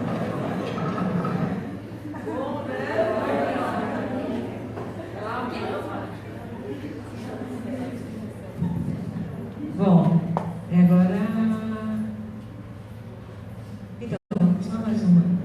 Então, esse é um modelo, assim, de uma excitação, né? Que só é desencadeada quando o conflito edípico aparece. Eles vivem isso. Eles vivem primitivamente, né? Esse desejo sexual. E assim, lógico, esse filme continua, né? E ele continua. O terapeuta cai, assim, ele é procurado, o analista é procurado, só que esse é um casal perverso, o convite é perverso. Eles procuram a terapia de casal e, obviamente, por conta da transferência, ele acha que a mulher está dando para o terapeuta, e o ameaça, e ela tenta seduzir de tudo quanto é jeito. Entendeu? Não deu certo. A terapia de casal não deu certo. Né? E é interessante, eu gosto desse seriado porque mostra também, ele tem a coragem, eu acho que esse cara é corajoso, ele mostra o que ele sente também, ele mostra a fragilidade dele. Obviamente não são todas as pessoas que são capazes de compreender essa demonstração, né? É uma exposição, se é legal ou não é, não sei, mas tem essa exposição, ele expõe a fragilidade dele, é interessante, é um seriado interessante, não é para ser modelo, é para pensar, tudo é para pensar, e para discordar, ninguém é obrigado a concordar com nada, né? Agora, eu falei que ia falar um pouquinho da relação patológica. Quanto eu tenho tempo? Meia hora. Eu falei super rápido, por isso que eu tenho meia hora. Com relação a seus relacionamentos patológicos, né? Será que qualquer maneira de amar vale a pena? Eu questiono isso, né? Porque pelo menos é o que eu penso. Eu penso que se a pessoa ela tem um desenvolvimento de personalidade muito primitivo, onde ela não conseguiu alcançar aquelas fases genitais e todas aquelas competências que eu mostrei antes, elas vão ter dificuldade nos relacionamentos. Se ela não tolerar a frustração, se ela for muito infantil e quiser só receber, né? É uma graça. A criança ela é espontânea, ela é divertida, é gostoso, não é? A criança ela é divertida, encanta. A gente se encanta pela personalidade infantil. Só que a vida, ela pede, a gente se frustra muito na vida. A vida oferece circunstâncias de pressão constantes, desde o nascimento de um filho até doenças ou dificuldades financeiras. Qualquer pressão mais importante faz com que o sujeito regrida, às vezes a posições mais infantis, que é aquelas que ele se fixou lá na frente. E são as séries complementares do Freud, né? Que não dá para explicar, hoje tudo. Mas a ideia é que se a pessoa ela é muito infantil, parece amor, porque é visceral, é uma loucura, do céu para o inferno. É aquela relação do céu para o inferno, e ela te convida para você ser mais primitivo e ser gostoso, você vira bicho, e você gosta, você fala, putz, merda, agora eu sou meio bicho, só que pode levar a catástrofe, entendeu? Sabe? Porque assim, é difícil lidar. Se o filme é muito louco, pode acabar em agressões físicas e tudo mais, né? É uma relação visceral, tem uma fragilidade da personalidade, o sujeito é imaturo, aí a gente fala, né? A gente não, na verdade essa frase não é minha. Criança encanta, mas case com uma delas. Aí, por isso que as relações não duram. Porque diante de uma situação de dificuldade grande, a pessoa não aguenta. A gente aguenta enquanto namora, quando está apaixonado. Paixão é idealização. Quando passa a paixão, aquilo que parecia bonitinho pode se tornar um estorvo tão grande, um enlouquecimento, que a gente tem que, às vezes, abrir mão, né? Eu pus algumas coisas aqui, né? Nem sei de onde eu tirei, se eu tirei da minha cabeça, se eu tirei de algum lugar, algumas coisas, tá? Essa eu não sei. Mas o amor sem vergonha. Por que eu falo amor sem vergonha? Amor sem vergonha é aquela pessoa que ela, sabe, que faz um reforço intermitente. Não sei se tem comportamental aqui, mas o reforço intermitente é um reforço dos cafajestes. Então a pessoa aparece só eventualmente. Era porque tem distúrbio de caráter. Quando há distúrbio de caráter, né? Quando tem um caráter duvidoso, você não vai conseguir nada com a pessoa. Mas o que acontece? Qual é o fenômeno que acontece? Por que mantém? Por que o cara consegue manter? Você fala, como consegue? Aparece só de vez em quando está com tesão, come, faz promessa e vai embora. É porque esse tipo de pessoa trabalha com a ilusão, por exemplo, da mulher, de que ela vai ser diferente das outras. Estimula a competitividade, o desejo de se sobressair às outras. O fato dela competir, ser uma pessoa competitiva, possivelmente fixada na situação edípica, faz com que ela mantenha nessa condição, né? Por isso eu falei, a pessoa não vai conseguir nada, mas o reforço intermitente mantém. É impressionante, parece, a pessoa pode ser inteligente, mas há a manutenção da relação.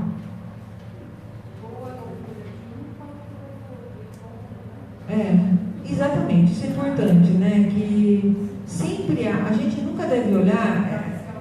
A Eleusa falou uma coisa super importante. Sempre existe um vínculo neurótico ou psicótico, né? Sempre existe. Às vezes o cara funciona, isso o Kemper fala, o cara funciona como se fosse um narcisista, ou um agressor, ou um sádico. Mas na verdade, ele não é sozinho. Mas a mulher, ela induz o sujeito a agredi-la, a machucá-la. Tem que olhar o casal. Então não é só, né? Induz a machucá-la e aí vira uma coisa que, visto assim à primeira vista, sem uma análise mais profunda, você fala, narcisista. Mas às vezes não é. Ele diz, o Kemper estava trazendo um caso onde a mulher ela pedia para ser machucada. Nós também acabamos de avaliar um caso onde a mulher ela era violentada pelo pai, né, era abusada pelo pai, e ela tinha uma preocupação excessiva com a filha, um controle muito grande com a filha. Além do controle excessivo, que era a situação problema, ela também era frígida, de modo que o marido procurava outras mulheres. É quase como uma repetição, né, uma necessidade de punição pelo que na fantasia fez, né? Na fantasia, porque ela foi violentada e normalmente as pessoas que são violentadas se sentem culpadas. Tântalo, vocês lembram do suplício de Tântalo? Todo mundo lembra do suplício de Tântalo ou não? Passa por Tântalo porque nós voltamos para essa. Tântalo tinha um filho chamado Pélops. Tântalo era filho de Zeus e Plota. Eu pus o nome que eu não lembro, por isso que eu marquei ali. Plota era, né? E ele era filho de Deus, mas ele não era Deus. E Tântalo era inconveniente. Tântalo, ele roubava comidas que geravam vida, né? Mais vida eterna. Ele roubava, ele participava, por ser filho de Zeus, de reuniões, só que ele acabava contando esses assuntos dos deuses para os mortais, e era inconveniente. Ele não era uma pessoa bem-vinda, mas as pessoas toleravam ele. Um dia ele resolveu fazer um jantar, né? E chegou para o filho, que era um moço muito bonito, chegou e falou, Pélops, desta vez eu vou deixar você participar do jantar, da ceia. Chamou o cozinheiro, cochichou alguma coisa com ele, e convidou Zeus, Deméter, que era a mãe de Perséfone, que era a rainha dos Hades, do mundo dos mortos, e Hermes,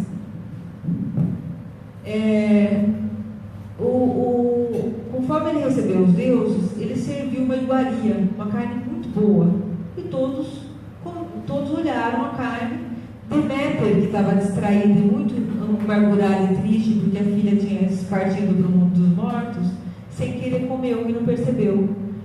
Porque tanto matou o filho e serviu para os deuses. E achou que o sacrifício era uma coisa muito boa. Na verdade, como ele já tinha aprontado muito, e essa foi o Olo Borogodó, eles pegaram o Tântalo e resolveram puni-lo.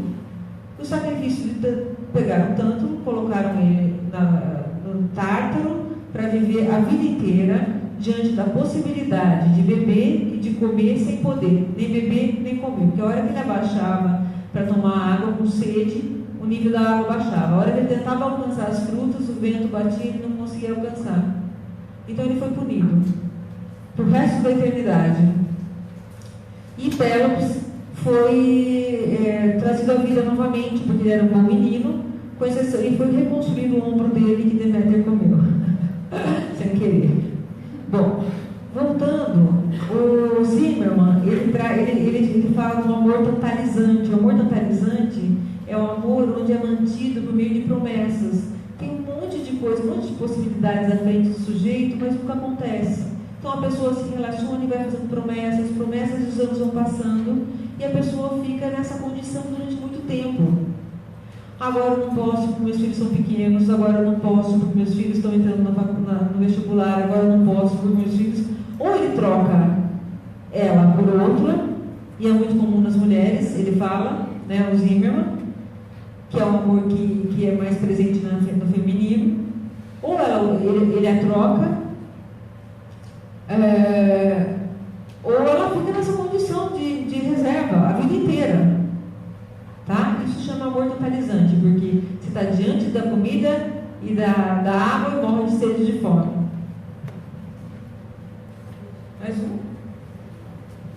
Amor morto. Esse não sei se fui eu que desenvolvi, também se foi alguém, mas assim, amor morto, sabe aquelas relações onde as pessoas se separam e elas não refazem a vida? Aonde há amor, não há morte, a própria palavra fala. Então, na verdade, é uma espécie de uma melancolia ou de uma sei lá, que fidelidade é essa, que a pessoa nunca refaz a vida, é uma relação muito frustrante, onde há uma separação e a pessoa não consegue se refazer, talvez até com a desculpa, isso é uma desculpa, de que os filhos vão ser prejudicados. A gente sabe que quando há uma separação, cada qual, podendo refazer sua própria história, sua própria vida amorosa, traz esperança para a criança. Vou falar do ciúme logo, porque senão o pessoal não vai dar tempo. Eu vou falar do ciúme, tá? Bom, esse é o ciúme. Ó, carinha de ciúme, ó. O que parece? Ai, que bonitinha. Ó, não é você. Mas quando eu chegava em casa muito tempo hoje, ela fazia essa cara, assim. Bom, o ciúme, né? Isso é importante. É normal ter ciúme? É normal ou não é? É normal ter ciúme. Só que depende do grau e da manifestação. São dois componentes que a gente tem que olhar. Quem tem muito ciúme, afugenta o parceiro. Quem tem pouco ciúme, não cuida dos seus. Então, nem muito, nem pouco é adequado. Quando não há ciúme, supõe-se que ele está reprimido. Se ele está reprimido, esse ciúme, ele é mais perigoso do que se ele estiver na consciência. Tudo que está no mundo dos mortos, no Hades, tudo que está reprimido, ela vai funcionar de modo mais intenso no nosso inconsciente e nos levar a ações delicadas. Tem que tomar cuidado com isso. Então, a análise é uma coisa que é um investimento, é um bom investimento. Possibilita que você tenha mais conhecimento sobre esses conteúdos. Tá? O Freud coloca 3 tipos de ciúme. O ciúme normal, que é o ciúme... Pode passar, tá? Isso eu só deixei ali. O ciúme normal, que é o edípico, quer dizer, toda criança vive essa condição de ciúme. E a mãe e o pai são muito grandes perto dela. Nossa, quando eu crescer, eu quero ser seu peito, mãe. Sabe, a criança acha que a mãe é uau, o pai é uau. E tem uma fantasia inconsciente de o terceiro excluído. Sempre há uma fantasia de que alguém mais interessante vai chegar. Isso pode ter a ver com um sentimento de inferioridade, mas também medo de perder o amor. Né? Quando você gosta da pessoa, você tem medo de que apareça alguém. Esse tipo de ciúme é normal, não quer dizer que, sendo normal, ele não possa ser prejudicial. Você tem que trabalhar com isso e controlar. Para que serve o ciúme? Para controlar. Para você poder controlar o ciúme. Porque se ele for, dependendo da forma que você manifesta, pode levar à destruição. Né? O ciúme projetado seria, na realidade ou na fantasia, eu desejo o outro. Ou, na realidade, eu traio meu parceiro, ou desejo traí-lo. Como socialmente isso é reprimido, é uma coisa mal vista, a infidelidade, a pessoa tira o ciúme de si próprio e bota no outro. E bota no outro o desejo, quer dizer, não o ciúme. O ciúme é outra coisa. Bota o desejo no outro e enxerga no outro o desejo de infidelidade. Também é um ciúme importante no consultório para se tratar, mas ainda não é tão difícil de lidar. E o ciúme delirante, segundo o modelo freudiano, tá? O ciúme delirante seria quando eu tenho um componente homossexual, não o reconheço e projeto no meu par. Né? Por exemplo, o homem projeta na mulher os desejos homossexuais dele. São aqueles ciúmes mais violentos. E que normalmente o cara pede detalhes. Ele vê, a gente viu aqui esse ciúme, né? Uma coisa assim forte, onde quer detalhes, onde se cita através do relato da outra pessoa ou da fantasia da outra pessoa. Isso que Freud chamava de ciúme delirante. Esse sim é o mais patológico de todos, né? Tem uma diferença entre ciúme, inveja e voracidade, né? O ciúme é quando tem três. Eu falei dois a outra vez porque eu considerei o terceiro. A Melanie Klein escreve isso no livro dela. 2. Mas aí me corrigiram aqui da outra vez. 3. Mas no livro da Melanie Klein são 2. Quando tem 3 envolvidos, tem uma relação de amor quando há ciúme. Porque o ciúme implica eu tenho medo de perder, eu tenho inveja do amor do outro. Eu tenho medo de perder o amor do outro. Então tem amor na história. Tá? Inveja é um sentimento, é uma expressão da pulsão de morte. Só tem destruição. Tá? Só tem destruição. Inveja que causa gratidão, inveja eu quero que o outro tenha, se eu não tenho e eu vou destruir o que ele tem. Às vezes eu não quero para mim, eu vou destruir só o que ele tem, já me satisfaz. E o Yag fala que o ciúme é mais grave em termos de destrutividade do que a inveja. Porque a inveja, eu quero que o outro tenha, quero que ele tenha, só que eu quero que ele fique vivo para ver a derrocada dele e a minha vitória, entendeu? Eu quero que ele veja que ele perdeu e que eu ganhei. Então eu mantenho o objeto vivo. Agora, quando eu estou com ciúme, por exemplo, se eu penso que quem seduziu ingenuamente a minha amada foi aquela pessoa, eu posso matá-lo, porque eu dirijo todo o meu ódio para ele. Se eu acho que minha amada seduziu o outro e foi sem vergonha e me abandonou, eu posso matá-la. Eu só não vou ter uma atitude agressiva se eu for uma pessoa integrada e perceber também o amor que eu sinto. Porque a raiva pode ser tão intensa que eu paro de pensar. Né? Se eu tiver uma relação, se for mais parcial. E a voracidade, em último lugar, a voracidade seria eu querer mais do que eu preciso, porque eu nem percebo que eu preciso, e aí eu discrimino o que eu tenho. Nada fica bom, eu sempre quero mais e mais e mais, seja em todos os aspectos, mais e mais, ou coisas que não são compatíveis. Eu já falei isso. O que é isso? Volta um pouquinho, que eu falei uma coisa. Isso eu já falei do ciúme entre irmãos. Já sei.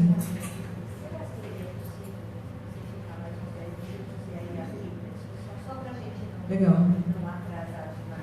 10 minutos mais, tá? Eu vou falar o que der e rapidamente. Existe o ciúme entre irmãos também. A gente costuma falar que o irmão mais velho provoca inveja no mais novo, porque ele é maior, tem mais poder. O mais novo, que é mais amado, provoca ciúme no maior. Agora, se o maior é mais amado e tem mais poder, você tem ciúme e inveja com relação a a ele. Se o menor é mais poderosinho e mais, né, esperto, tem mais habilidades, e além de tudo ele é mais amado, ele vai ter do irmão maior inveja e ciúme. Uma coisa que causa também dificuldades no relacionamento amoroso seria o ciúme quando nasce um filho. Quando nasce um filho, o pai, mesmo querendo o teu filho, ele fica de lado. Se ele for imaturo, normalmente não é incomum, já aconteceu no consultório de ter 3 casos ao mesmo tempo, eu falei, meu Deus, de pessoas que tiveram filhos e estavam arrumando amante. Porque eles se sentiram traídos, deixaram de ser filhos exclusivos. Inclusive aqueles que pensam que não é compatível uma maternidade e companheira na relação amorosa. E a gente trabalhando com eles, eles se integram e voltam a uma condição normal. Isso não acontece aqui com as pessoas que estão aqui, tá? Tá tudo bem, a gente Isso acontece só com pessoas superimaturas. Só com os outros, só com os pacientes. Aquele jeito sem vergonha de lidar com a ideia, com o ciúme, é você projetar dentro do outro. Você projeta dentro do outro o seu próprio ciúme, provocando-o. Aí o cara fica louco e você fica, ó, isso não resolve, porque o cara fica louco. A loucura continua lá. Uma coisa que eu acho interessante, né, é que o ciúme, e tem até uma frase que o Viagem coloca, que você tornar o ciúme consciente vai fazer a diferença entre o céu e o inferno. Se tornar um ciúme consciente fará a diferença. Mas já foi. Agora já acabei o ciúme. Ciúme tem cura? Tem cura, gente. É só fazer tratamento psicanalítico. Claro, é verdade, vocês sabiam? Nem sempre. Nada tudo é sempre. Quando você esbarra em componentes constitucionais, você não consegue com nada. Aí não é nada, né? Você não consegue com nada. Mas de modo geral, um ciúme há boas respostas quando se faz um trabalho analítico, né? A gente não cura tudo, obviamente. Ninguém é onipotente, né? Casos graves que esbarram em componente, em uma destrutividade muito grande, não tem jeito. Se você vê que não tem jeito, vaza. Se for muito grave o negócio, vaza. O cara é agressivo, é isso que eu acho que é importante entender. No limite, né? Você fala, não dá. Não dá, isso vai acabar em morte. Aguenta a dor da separação que passa e sai fora. Já falei. Só uma que eu vou então falar que é legal e depois eu vou parar. Que é volta do Juan. Eu acho uma sacanagem. Não, ir pra frente. Da infidelidade e tal, né? 2 coisas que eu queria falar. Desce um pouquinho mais, só um pouquinho mais. Da traição, né? Não vai dar tempo. Mais uma só. Acho que você está indo para trás. Não, está para frente. Sim. A raiva do homem pela mulher pode causar 2 coisas, tá? A raiva do homem pela mulher, porque ela mama a filha do papai, né? Lembra? Vocês viram? Ele diz no seriado, todo homem é corno. Ele já nasce corno, porque o papai ficou com a mamãe. Ele ficou junto a mãe dele. E a mulher também, né? Então, assim, quando a criança fica com muita raiva da mãe, muita raiva, né? O menino, ele pode transferir essa raiva para a mulher. O ejaculador precoce, e o que é um ejaculador precoce? Já falava que é o nome errado, porque precoce seria antes de penetrar, e às vezes é rápido, já penetrou. O ejaculador precoce, ele tem raiva da mulher. Ele pergunta, Ângela, mas como que eu vou saber? Eu falo, dura mais que uma música. Aí o pessoal fala, volta no consultório e fala, não durou. Só o começo dela. Então, assim, o ejaculador precoce normalmente tem muito ódio pela mulher. Porque ele mostra o bife, ela saliva e ele é um modo de ataque inconsciente. Que no fundo, é o ódio pela mãe. Né? E um outro caso, né, que às vezes o ódio é tão grande pela mulher que ele acaba abandonando ela, ele deprecia. Aconteceu já de paciente, por exemplo, um exemplo seria alguém chegar tentando depreciar numa terapia de casal a mulher, né, terrivelmente, e aí o que você faz? Você tenta integrar o sujeito. Ele fala, ela é louca, ela é maluca, traz gravações, traz áudios de que ela é maluca, e aí você pode falar para ela, você gosta tanto dela, tem tanto medo de ser abandonado por ela, que você tem que depreciá-la. E aí ele se integra normalmente, tá? Se integra. Eu vou para frente, só para falar do Dom Juan. Quero falar do Dom Juan. E aí acabou. Alô, mãe. Né? Alguns limitadores com relação a uma boa relação conjugal. Né? Quando o homem se identifica com a mãe e não querendo assumir essa identidade feminina, ele passa a agir machão. Ele fica machão e maltratá-la, porque ele deposita nela todo o conteúdo feminino, rechaça e maltrata para se sentir homem. E ele faz isso socialmente também. Quando ele faz isso socialmente, ele é reprovado socialmente. Ele é atacado socialmente. Desse modo, é como se simbolicamente ele fosse penetrado pelo pai, pela sociedade. E um segundo modo de lidar com essa identificação feminina seria casar com uma mulher brava, ruim. Essa mulher, normalmente nessa relação, isso é o Kender, tá? Acho que é o Kender que falou isso. Isso nessa relação, o que vai acontecer é que ele vai ser maltratado pela mulher, simbolicamente ele vai estar casado com um homem, e é muito comum nessa relação ter a traição, ela contar a traição, isso fazer parte da excitação. Né? Pronto, acho que tá bom. Aí então psicoterapia breve só. Agora vai lá para baixo. Tá. Mais uma. E mais uma. Pronto. Tem a receita. Depois a receita eu vou dar. A receita para dar certo o negócio. Volta, vai, receita. Não, só mais. Não, desce. Sabe que receita não existe, né? Isso aí é só para agradar a turma. Para deixar vocês esperançosos. A receita é fácil uma análise. Bastante, né? Terapia de casal, se for necessário, né? Mas assim, a ideia é que o que seria uma coisa que poderia deixar uma relação melhor? Faça uma PPO. Casal. O que poderia, assim, que quando tem dois, né? A gente pensa que, mesmo que você tenha afinidade com o seu parceiro, é importante que cada um tenha a sua individualidade. E até fisicamente, que você tenha um local que seja seu, o local dele, entendeu? Quando o marido ou a mulher não quer contar o passado, com quem transou, como foi, é importante que você respeite isso. A pessoa tem o direito de não lhe contar o passado.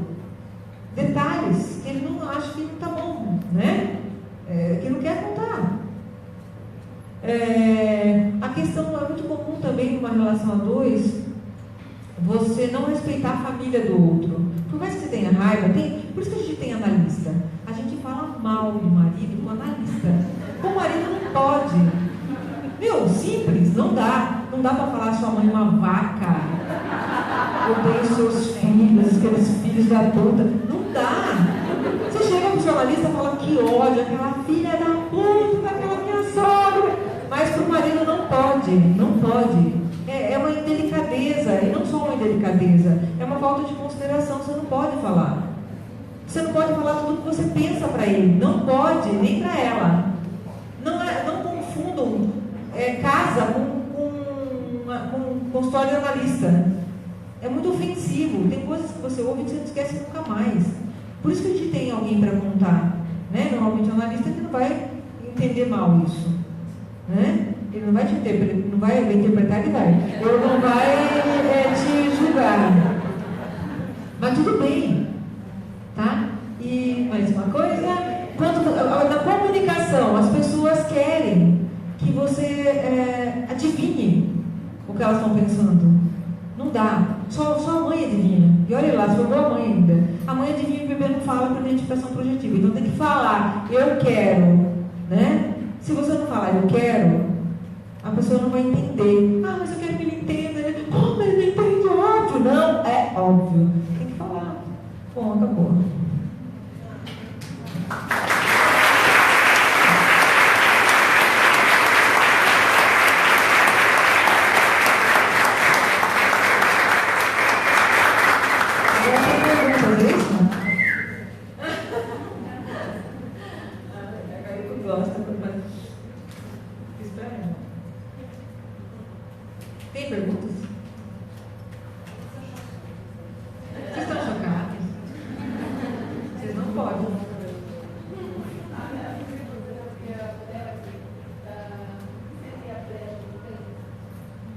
tempo é assim, eu falava tradicional, tá? Psicoterapia breve você usa, tem a fase diagnóstica e tratamento. A fase diagnóstica você usa quantas forem necessárias entrevistas para delimitar a situação-problema e aquilo que sustenta a situação-problema, que são conflitos inconscientes, normalmente. Né? Então você usa quanto tempo for necessário para avaliar os 4 setores de funcionamento: afetivo, relacional, sociocultural, orgânico e produtividade. Você vai fazer entrevistas aprofundadas e tem uma escala que orienta a gente a fazer essas entrevistas em todos os aspectos do sujeito, porque a hora que termina as entrevistas, você já constrói uma possibilidade de oferecer uma interpretação para ele. E a fase de tratamento é de 1 a 12 sessões.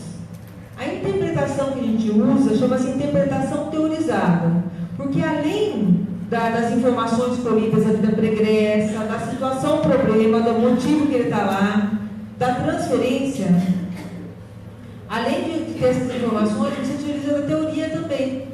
Aí você normalmente encontra uma resposta para oferecer para o paciente. Aí você pode idealizar de 1 a 12 sessões. São no máximo 3 meses. Ah, mas, bom, você tem que saber da técnica. Normalmente, quando a gente indica, a gente sabe que vai solucionar a situação problema. Ele vai encontrar respostas mais adequadas, que vão trazer gratificação e menos conflito. Se não for para psicoterapia breve, você indica para o tratamento adequado. É uma fase diagnóstica de avaliação. Eu posso aplicar EDAL em qualquer paciente? EDAL pode. A psicoterapia breve não posso aplicar em qualquer paciente? Não. Só quando houver indicação. Quando ele está em crise e precisa de uma intervenção rápida, ou quando ele tiver uma situação de problema bem delimitada. Situação delimitada não significa superficial, significa delimitada, não limitada. Focal.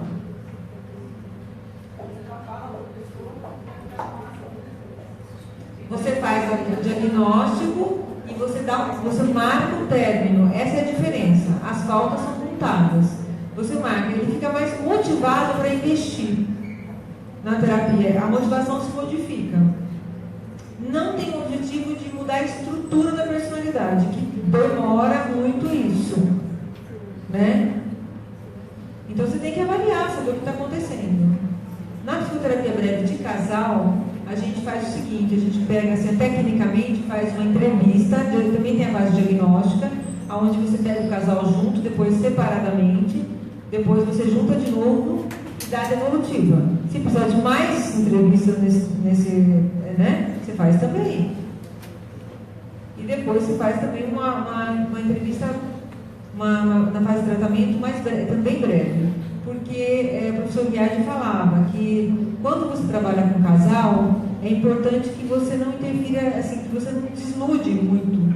Como eu falei para vocês, a gente não aguenta ser desnudado na frente do outro de forma muito profunda.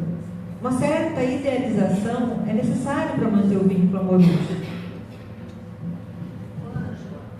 Mas então as entrevistas, na fase de entrevista, a gente Separa. Mas individualmente as entrevistas. Do casal? É. Primeiro o casal, vem junto normalmente, tá? Tem variações porque você não é matemática. Às vezes liga uma pessoa e fala assim: olha, eu quero uma entrevista. Você vai lá, é para casal, mas a mulher foi sozinha. Depois você vai fazendo a coisa acontecer, entendeu? Então, mas aí depois, na fase de intervenções, aí é com o casal. É com o casal. E a última, normalmente para terminar, a gente faz individualmente uma entrevista individual com cada um para saber como cada um administrou aquilo que você trabalhou.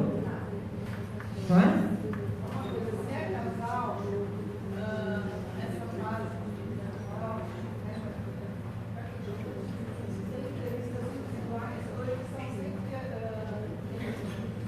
Primeira entrevista, se for tradicional, são juntos.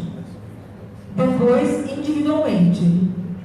Tem sempre entrevista individual também para você poder ter um contato onde você não vai divulgar o que você tem, que são sigilos.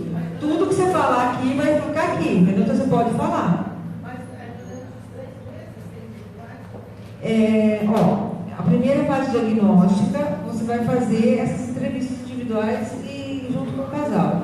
Na fase de tratamento, são duas fases, diagnóstico e tratamento. Tratamento você decide. Não existe nada que é rígido. Normalmente é com um casal. Mas se houver necessidade de chamar individualmente, você chama. Não é? Não existe uma rigidez. Você tem que entender a necessidade. Viu, pessoal? Bom, gente, você tem que deixar o nome para o certificado, porque vai ser online. Eles vão mandar o certificado online. Quem não conseguiu fazer a inscrição, e tem um folder explicando aqui como vai ser essa psicoterapia breve, tá?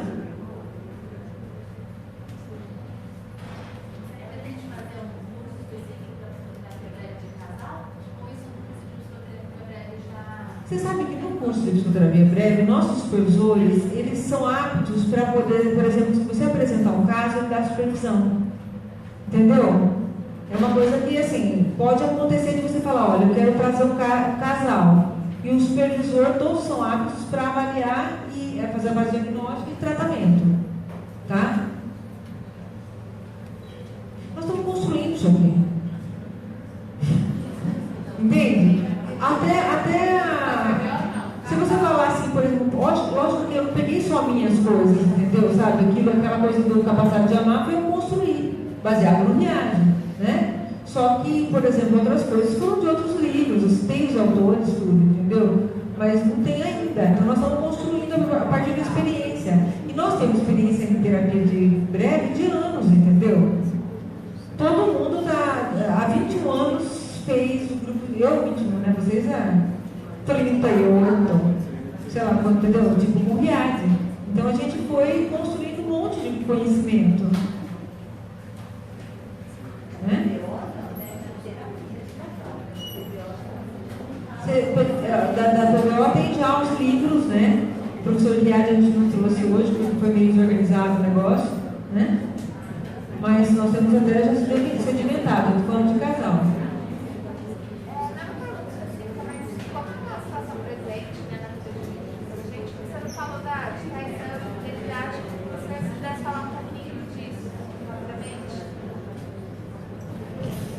Sobre traição? Eu vi que você tinha um slide, você falou que ela quer que eu fale de traição. É que é grande. É que tem vários fatores que podem levar à infidelidade, né? Desde. É que pode estar ligada a conflitos, sabe, tipo, familiares, que todo mundo teve uma história dessa de abandono e tudo mais, você tentar reproduzir isso na vida atual. Pode ter relação com vingança, pode ter relação com falta de interesse, e a pessoa, até eu brinquei com outro pessoal, né, que o pessoal fala assim, que a pessoa está por uma relação de conveniência e acaba procurando outro parceiro para sair da relação e não tem coragem de sair sozinho. Tem uns homens que falam, Ângela, ele quando vai falar do amigo, não é do amigo deles não, fala assim, o cara saiu da relação, terminou porque tem outra. Ele fala, eu não sei se é verdade. Esse cara fala, esses caras falam que o homem não fica sozinho, não sai sozinho de uma história. Pode ter relação com frigidez, com fantasias relativas a minha mulher é santa ou prostituta, quer dizer, tem a santa cisão, santa minha mulher. Com ela eu faço só algumas coisas, com outras eu faço tudo.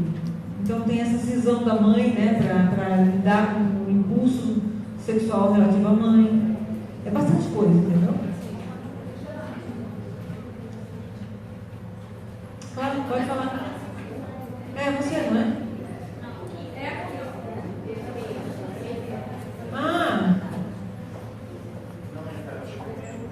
Oi!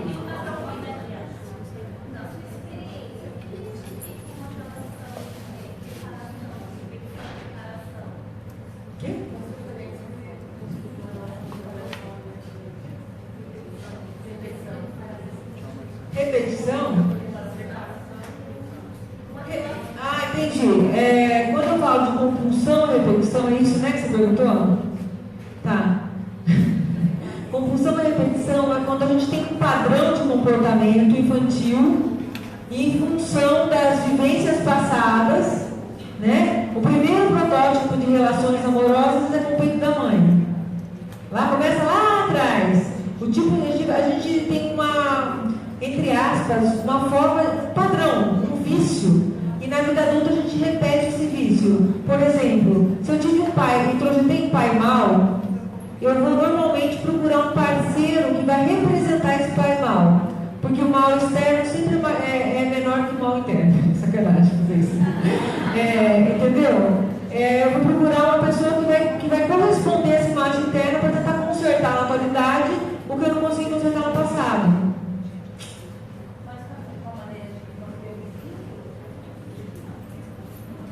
Deixa só ela falar, porque ela fala bem alto. O Ângelo, aí assim, esses casais que têm muitos ciúmes, que falam que vai matar o outro, que se separa de Vietnã, ou então se separa e mata mesmo.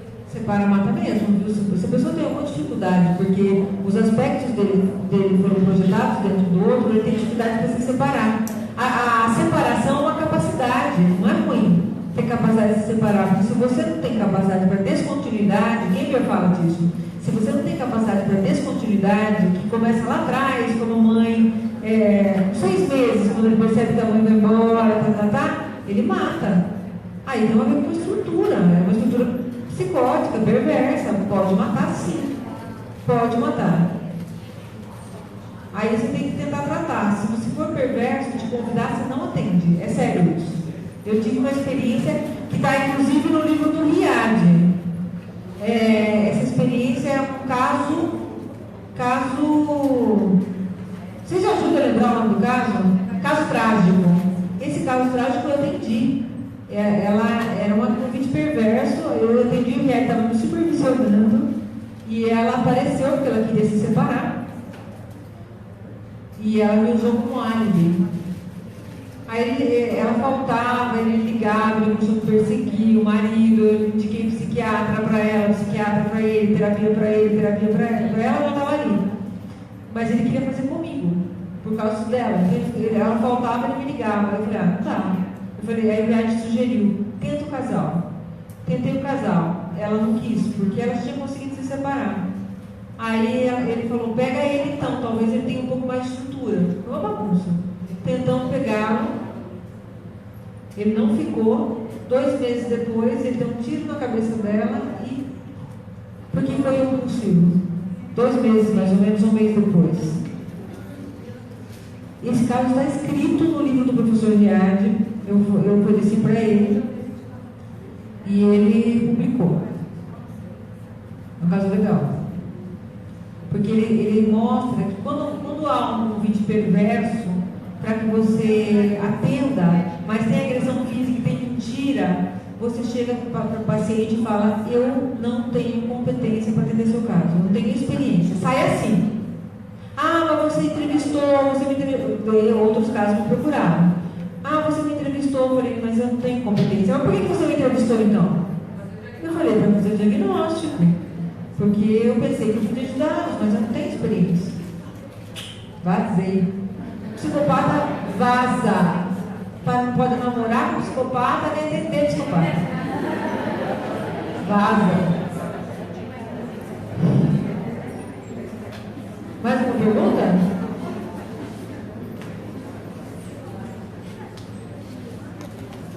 Vamos ler, Marco. Vaza. Vamos encerrar então, gente, vocês têm aí então os folderzinhos. Quem se interessar em fazer psicoterapia breve personalizada aqui em São Paulo,